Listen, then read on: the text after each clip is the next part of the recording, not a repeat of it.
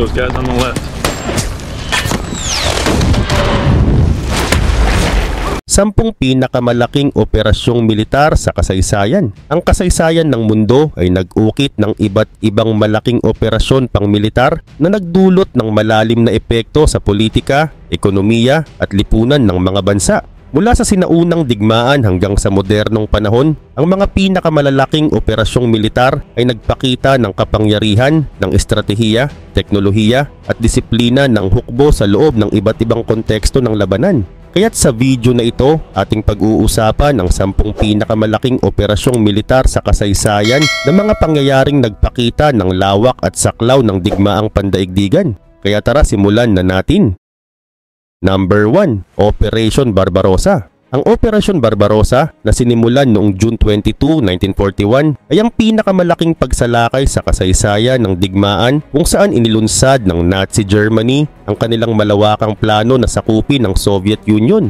Sa ilalim ng pamumuno ni Adolf Hitler, layunin ng operasyon na mabilis na pabagsakin ng komunismo at makuha ang mahahalagang likas na yaman ng Soviet Union tulad ng langis at trigo. Naniniwala si Hitler na ang pagsakop sa East ay magbibigay ng Lebensraum or living space para sa mga German, habang pinapabagsak niya ang ideolohiya ng komunismo na kanyang itinuturing na pinakamalaking banta sa Nazi regime.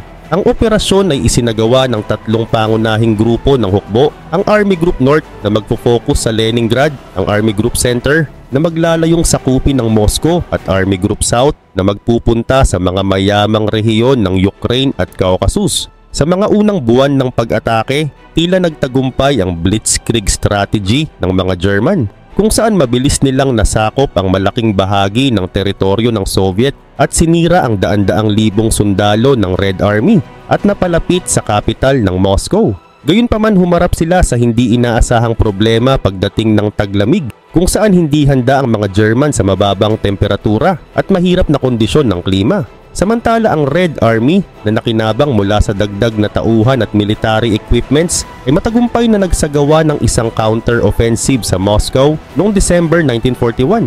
Samantala ang kabiguan ng German na sakupin ng Moscow ay nagmarka ng malaking pagbabago sa digmaan. Ang Operation Barbarossa ay hindi lamang isang military campaign, kundi isang ideological war laban sa komunismo at laban sa mga tao ng Soviet Union. Ang pagkabigo nito ay nagresulta sa matagalang digmaan sa Eastern Front, kung saan nasangkot ang Nazi Germany sa isang nakakapagod at mabigat na laban. Unti-unting humina ang puwersa ng Germany at ito ay nagbigay daan sa pagkapanalo ng Soviet Union na isang mahalagang hakbang tungo sa pagkapanalo ng mga allies sa World War II.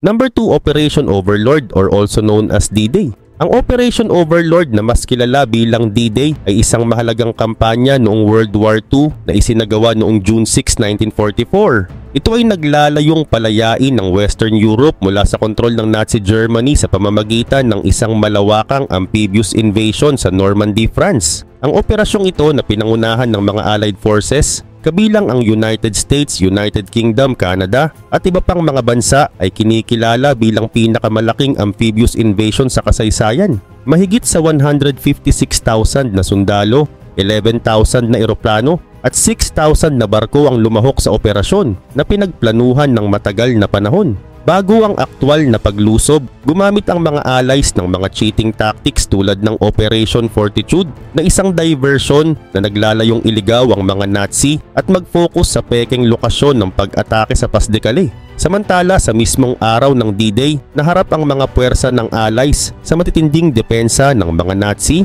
lalo na sa Omaha Beach kung saan maraming buhay ang nawala. Sa kabila ng napakahirap na simula, nagtagumpay ang mga allies sa pagtatatag ng foothold sa mga baybayin ng Normandy. Kasama rin sa operasyon ang pagpapadala ng mga paratroopers sa likuran ng linya ng mga German upang makapagbigay ng suporta. Ang tagumpay sa Normandy ay isang mahalagang bahagi ng pagpapalaya ng France na nagdulot ng mabilis na pagsulong ng mga puwersa ng Allies patungo sa Germany. Ang Operation Overlord ay nagmarka ng simula ng pagbagsak ng Nazi Germany na humantong sa kanilang pagsuko noong May 1945. Ang operasyong ito ay may napakalaking epekto sa direksyon ng digmaan at sa kasaysayan ng mundo. Hanggang sa ngayon, ang sakripisyo ng mga sundalong lumahok sa D-Day ay patuloy na ginugunita sa mga memorial at komemorasyon. tulad ng Normandy American Cemetery. Number 3, Operation Desert Storm. Ang Operation Desert Storm na isinagawa mula January 17 hanggang February 28, 1991 ay ang pangunahing bahagi ng Gulf War at isa sa pinakamalaking operasyong militar sa kasaysayan. Ito ay isinagawa ng pagsasanib puwersa ng mahigit sa 35 na bansa sa pamumuno ng United States bilang tugon sa pananakop ng Iraq sa Kuwait noong August 1990 na pinamunuan ni Saddam Hussein. Layunin ng operasyon na palayain ng Kuwait at durugin ng militar ng Iraq upang maibalik ang kapayapaan sa rehiyon. Nagsimula ang operasyon sa isang malawakang air campaign noong January 17, 1991 kung saan sinalakay ng mga eroplano ng iba't ibang bansa ang mga pangunahing target sa Iraq, kabilang ang mga radar, communication centers at air defense systems na mabilis na nagbigay sa kanila ng air superiority. Sa loob ng 3 linggo, patuloy na sinira ng mga airstrikes ang mga militar at strategic infrastructure ng Iraq. Samantala noong February 24, 1991, sinimulan ng ground offensive na tinawag na 100-hour ground war kung saan mabilis na pumasok ang mga puwersa ng ibang bansa sa Kuwait at southern Iraq. Dahil sa hindi pagkahanda ng mga puwersa ng Iraq sa modernong teknolohiya at taktika ng mga ito, mabilis na natalo ang mga sundalo ni Saddam Hussein. Gayunpaman, kilala rin ang digmaan dahil sa Highway of Death kung saan sinalakay ng air forces ng ibang bansa ang mga tumatakas na sundalo ng Iraq mula sa Kuwait na nagresulta sa malaking pagkasira ng mga sasakyan at buhay. Sa loob ng 4 na araw ng ground offensive, matagumpay na napalayas ang mga puwersa ng Iraq mula sa Kuwait. Noong February 28, 1991, idineklara ni President George H.W. Bush ang pagtatapos ng digmaan. Bagamat mabilis at matagumpay ang operasyon, nagresulta ito sa malaking pagkasira sa infrastruktura ng Iraq at nagpatuloy ang tensyon sa rehiyon sa mga sumunod na taon. Ang Operation Desert Storm ay nagpakita ng makabagong paraan ng pakikipagdigma gamit ang mga precision-guided weapons, stealth technology at air-ground coordination na nagmarka ng isang bagong yugto sa modernong digmaan at international coalition. Number 4, Operation Market Garden. Ang Operation Market Garden ay isa sa pinakamalaking operasyong militar noong World War II na naganap mula September 17 hanggang September 25, 1944. Layunin nitong padaliin ang pagbagsak ng Nazi Germany sa pamamagitan ng mabilis na paglusob at pagsakop ng mga strategic bridges sa Netherlands, lalo na ang mga tulay sa Maas, Waal at Rhine Rivers na magbibigay daan sa mga allies na makapasok sa Rhine River at tumungo sa industrial region ng Germany, ang Ruhr. Ang operasyon ay nahati sa 2 bahagi, ang market na kinabibilangan ng pinakamalaking airborne assault sa kasaysayan kung saan higit sa 35,000 paratroopers mula sa American 101st at 82nd Airborne Divisions, pati na rin ang British 1st Airborne Division ay inilagay sa likuran ng mga linya upang sakupin ang mga tulay, at ang isa pang operasyon ay ang Garden, isang ground assault na pinangunahan ng British XXX Corps na mabilis na aatake mula sa south upang palakasin ang mga paratroopers. Ang operasyon ay nagtagumpay sa pagkontrol ng mga tulay sa Eindhoven at Nijmegen, ngunit nagkaroon ng malubhang problema sa Arnhem, kung saan ang British 1st Airborne Division ay napalibutan ng mas matinding depensa ng German kasama ang mga elite na panzer divisions. Ang kabiguan ng mga reinforcement na makarating sa tamang oras ay nagresulta sa pagkatalo sa Arnhem na naging sanhi ng kabiguan ng kabuuang operasyon. Bagaman may ilang tagumpay sa simula, ang Operation Market Garden ay nabigo sa kabuuan dahil sa hindi pagkontrol sa tulay sa Arnhem, ang pinakahuling target ng operasyon. Bilang resulta, ang inaasahang mabilisang pagtatapos ng digmaan ay hindi natupad at nagpatuloy ang laban sa Germany hanggang May 1945. Sa kabila ng mga pagkabigo, ang operasyong ito ay nagpakita ng determinasyon ng mga Allied forces at nagsilbing mahalagang aral tungkol sa tamang estratehiya. Hanggang ngayon patuloy na ginugunita ang mga sakripisyo ng mga sundalo sa mga memorial at ceremonies, partikular sa mga lugar tulad ng Arnhem at Nijmegen na nagiging simbolo ng kabayanihan at determinasyon ng mga Allied forces sa kanilang kampanya laban sa Nazi Germany. Number 5, Operation Torch. Ang Operation Torch ay isang mahalagang operasyong militar noong World War II na isinagawa ng mga Allied Forces, partikular na ang United States at United Kingdom laban sa mga puwersa ng Axis sa North Africa.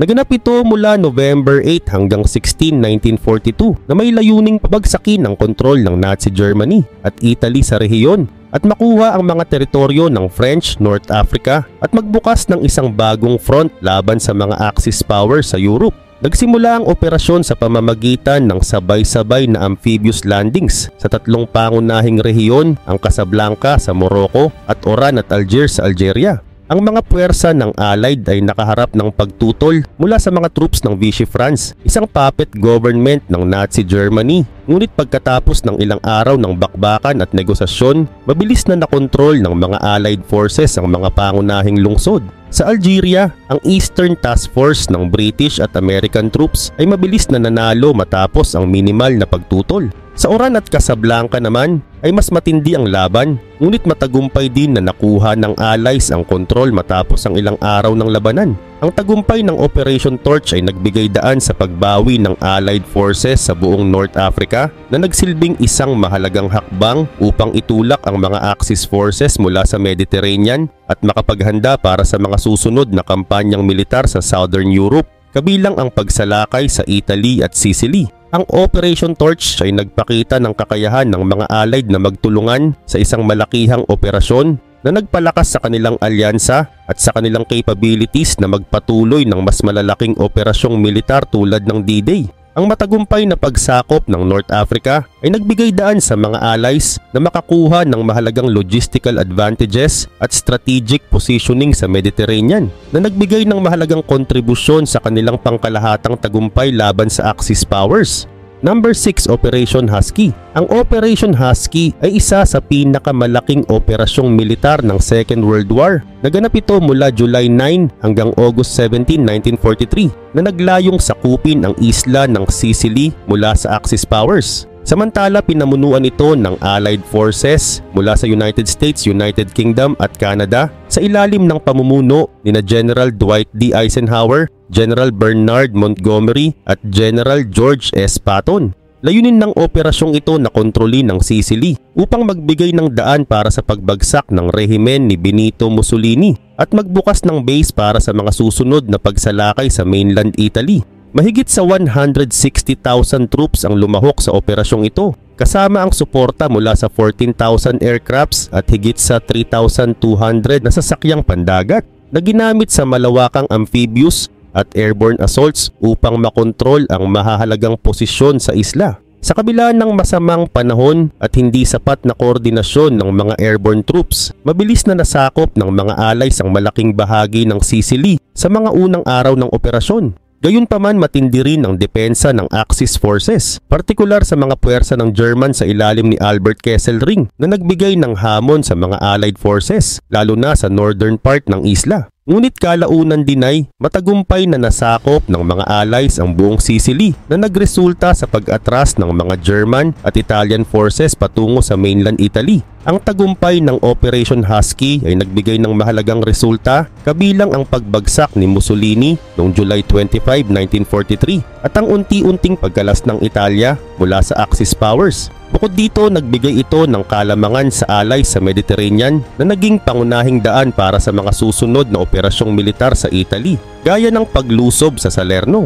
Humantong ito sa mas mabilis na kampanya ng allies sa Southern Europe at tinatayang nasa 24,000 casualties ang nakuha ng allies habang nasa 29,000 na sundalo mula sa Axis forces ang namatay o nadakip. Ang operasyon ay hindi lamang isang tagumpay sa estratehiya, kundi naging mahalagang bahagi ng pagbubukas ng Southern Front na kalaunan ay nagdala ng tagumpay sa Europa laban sa Nazi Germany at mga kaalyado nito. Hanggang ngayon, kinikilala ang Operation Husky bilang isang napakahalagang yugto sa pagtatapos ng digmaan sa Europa.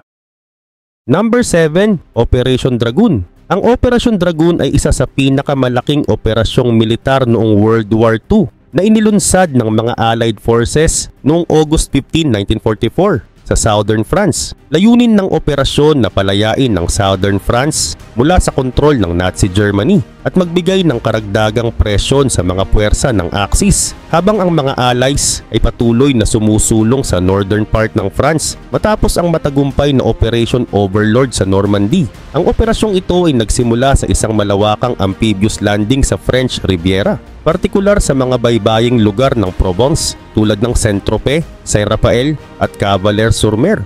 Sa kabila ng pagtutol ng mga puwersa ng Nazi Germany, mabilis na nagtagumpay ang mga Allied forces sa kanilang layunin na sinamahan ng malawakang suporta mula sa mga barkong pandigma at eroplano na nagsagawa ng malakas na bombardment sa mga depensa ng mga German.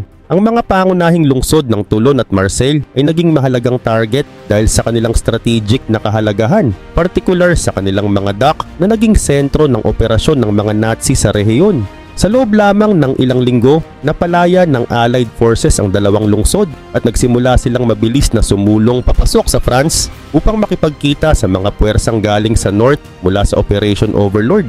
Mabilis na umatras ang mga Nazi dahil sa tindi ng presyon mula sa dalawang front na humantong sa matagumpay na paglaya ng Southern France at pagpapatibay ng kontrol ng Allied forces sa buong bansa. Ang Operation Dragoon ay nagresulta rin sa pagkakaroon ng mga Allied forces na kontrol sa mahahalagang dock sa Mediterranean, partikular sa Toulon at Marseille, na nagbigay ng mahalagang logistical support para sa mga susunod na kampanyang militar. Ang operasyon ay itinuturing na isa sa mga pinaka-epektibong amphibious landings ng digmaan at isang mahalagang tagumpay na nagbigay daan sa mabilis na pagpapalawak ng Allied operations sa Western Europe na nagdulot ng mas mabilis na pagbagsak ng Nazi Germany. Number 8, the Tet Offensive. Ang Tet Offensive ay isang malawakang operasyong militar na isinagawa ng Viet Cong at mga North Vietnamese Army o NVA laban sa mga puwersa ng South Vietnam at mga kaalyado nito, partikular ang United States, mula January 30 hanggang September 23, 1968, ang kasagsagan ng Vietnam War. Ang operasyon ay pinangalan mula sa Tet Nguyen Dan, ang Vietnamese New Year, na karaniwang isang panahon ng ceasefire. Kaya ginamit ito ng mga komunista bilang pagkakataon para sa isang sorpresa at sabay-sabay na pagsalakay. Humigit kumulang 100 na lungsod at bayan sa South Vietnam, kabilang ang kabisera na Saigon, ay inatake na kinabibilangan ng mga pangunahing target tulad ng US Embassy sa Saigon at ang lungsod ng Hue, kung saan naganap ang pinakamadugong labanan. Layunin ng Tet Offensive na magdulot ng malawakang rebellion sa South Vietnam na magpapabagsak sa gobyerno nito at sa kalaunan ay hikayatin ng United States na umatras sa pagsuporta. Bagamat ang Tet Offensive ay itinuring na isang taktikal na pagkatalo para sa Viet Cong at NVA dahil marami sa kanilang unit ang natalo at hindi natupad ang pangunahing layunin na mapabagsak ang gobyerno ng South Vietnam, ito ay naging isang strategic success dahil sa epekto nito sa pampublikong opinyon sa United States. Ang masusing pagdepensa ng South Vietnamese at mga puwersa ng Amerika ay nagresulta sa pagkatalo ng mga komunista sa karamihan ng mga lungsod at bayan na kanilang sinakop. Ngunit ang laki ng pagsalakay ay nagpahayag sa mga Amerikano na malayo pa sa pagtatapos ang digmaan na nagdulot ng malaking pagkadismaya sa Amerika at nagpalakas ng mga protesta laban sa Vietnam War. Samantala, tinatayang mahigit 45,000 troops ng Viet Cong at NVA ang napatay o nasugatan, habang humigit kumulang 4,000 na sundalo mula sa South Vietnam at Estados Unidos ang nasawi, kasama pa ang libu-libong sibilyan na apektado.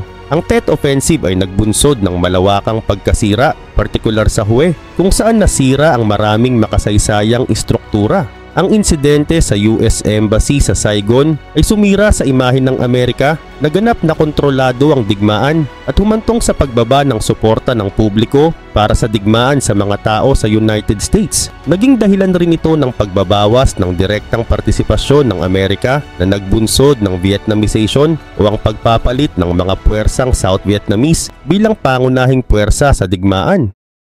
Number 9, the Battle of Midway. Ang labanan sa Midway o the Battle of Midway ay isang makasaysayang labanan noong World War II na naganap mula June 4 hanggang June 7, 1942, malapit sa Midway Atoll sa northern side ng Pacific Ocean. Itinuturing ito bilang isa sa pinakamalaking naval battles at isang critical na turning point sa digmaan sa Pacific Theater. Matapos ang matagumpay na pag-atake ng Japan sa Pearl Harbor noong 1941, nagkaroon ng sunod-sunod na tagumpay ang mga puwersang Hapones. kaya't binalak nilang sirain ang natitirang puwersa ng United States Navy sa pamamagitan ng isang surprise attack sa Midway. Layunin ni Admiral Isoroku Yamamoto, ang pinuno ng Imperial Japanese Navy, na sakupin ang Midway Atoll at durugin ang US Pacific Fleet upang patatagin ang kontrol ng Japan sa Pacific. Subalit nalaman ng mga Amerikano ang plano ng Japan matapos malaman ng kanilang mga lihim na komunikasyon, kaya't nakapaghanda ang US Navy para sa darating na pagsalakay. Noong June 4 nagsimula ang labanan sa Himpapawid at Karagatan, kung saan parehong nagpalipad ng mga eroplano mula sa kanilang mga aircraft carrier ang dalawang puwersa.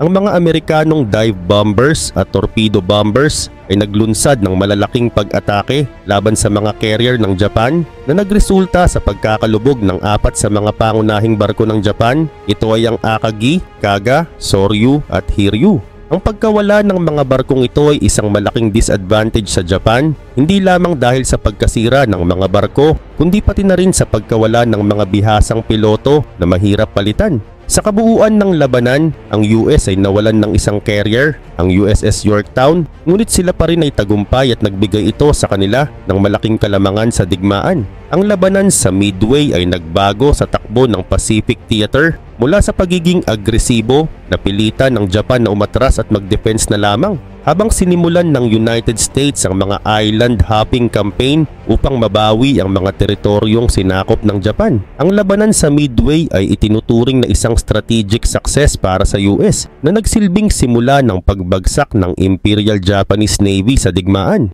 Number 10, the Battle of Leyte Gulf. Ang Battle of Leyte Gulf na naganap mula October 23 hanggang October 26, 1944 ay itinuturing na pinakamalaking labanan sa dagat sa kasaysayan at isa sa pinakamahalagang tagumpay ng Allied Forces noong World War II.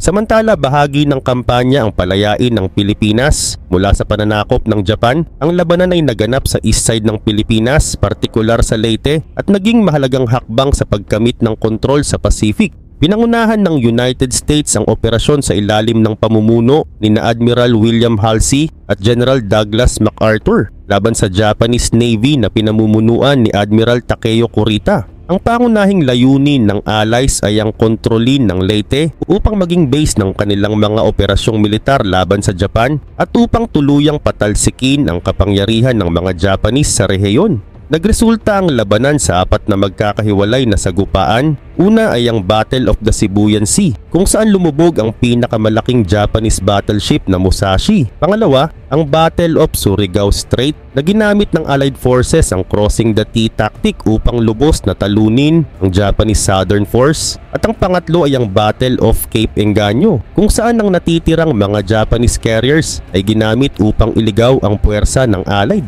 Gayunpaman ang Battle of Samar, kung saan ang mas maliit na escort carrier fleet ng United States ay matagumpay na napigil ang mas malalaking barko ng Japanese Central Force. Bagamat may ilang pagkakamali sa koordinasyon ng mga allies, kabilang ang diversion ni Admiral Halsey upang tugisin ang mga Japanese carriers sa north, nagtagumpay pa rin sila sa kanilang pangunahing layunin. Ang labanan sa Leyte Gulf ay nagresulta sa pagkasira ng malaking bahagi ng Japanese Imperial Navy, kabilang ang paglubog ng 4 aircraft carriers, 3 battleship, 10 cruiser at maraming destroyers. Sa kabuuan, halos 28 na barko ng Japan ang nawasak habang 6 na barko ang nawala sa panig ng Allies. Ang labanan ay nagdulot ng tuluyang pagkasira ng kapangyarihang pandagat ng Japan na wala ng kakayahang magsagawa ng malakihang operasyon sa dagat. Ang tagumpay ng Allied Forces ay nagbigay daan sa muling pagkalaya ng Pilipinas at itinuturing na dahilan ng pagbagsak ng Japanese Empire sa Pacific.